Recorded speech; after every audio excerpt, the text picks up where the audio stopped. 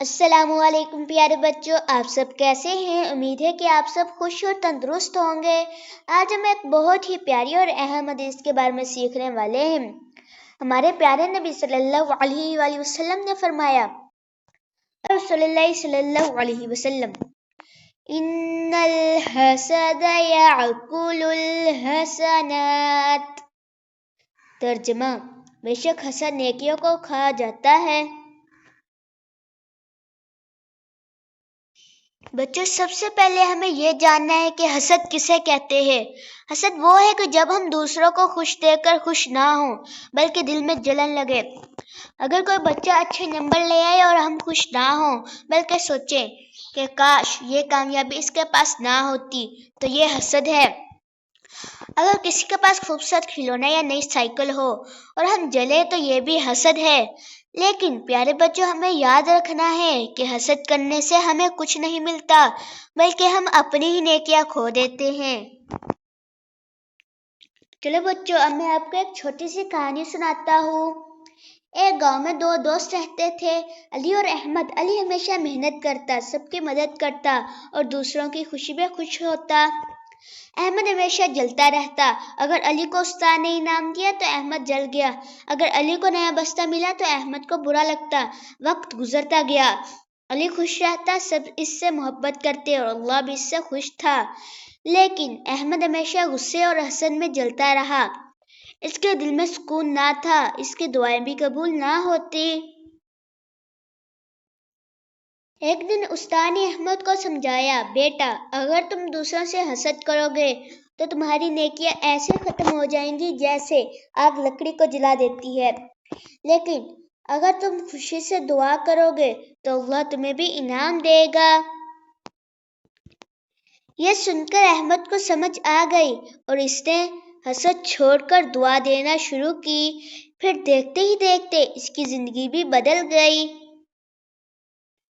بچوں، نیکیاں ایسے ہیں جیسے آپ کے پاس مٹھائی کا ایک ڈبہ ہو۔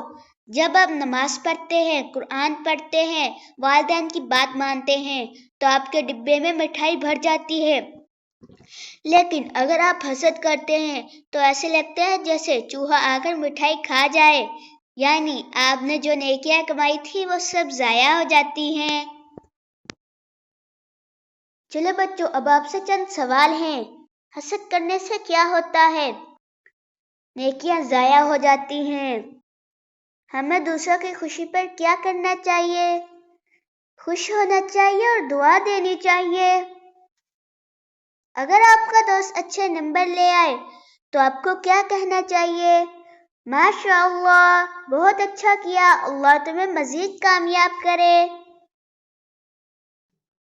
ہمارے نبی صلی اللہ علیہ وآلہ وسلم کے دور میں ایک شخص تھا جس کے بارے میں نبی صلی اللہ علیہ وآلہ وسلم نے فرمایا کہ جنتی ہے۔ صحابہ کرام حیران ہوئے کہ آخر اس شخص میں ایسی کیا خوبی ہے؟ جب دیکھا گیا تو پتہ چلا کہ وہ شخص سوتے وقت اپنے دل سے سب کے لیے حسد، کینہ اور برے خیالات نکال دیتا تھا۔ وہ ہمیشہ صاف دل رکھتا تھا، اس لیے اللہ تعالیٰ نے اس کے لیے جنت لکھ دی۔ سبحان اللہ۔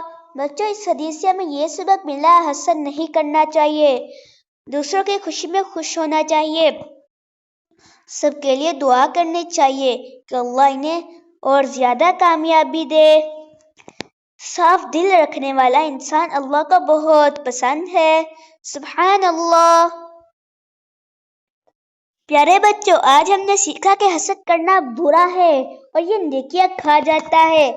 اللہ تعالیٰ ہمیں حسد سے بچائے، دوسروں کی کامیابی پر خوش ہونے کی توفیق دے اور ہمارے دلوں کو صاف رکھے، آمین۔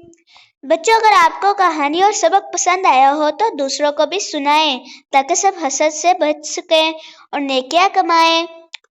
اور ہمارے چینل قرآن کورسور کو لائک اور سبسکرائب کرنا نہ بھولیں۔ جزاکم اللہ، فی احسن جزا، فی امان اللہ۔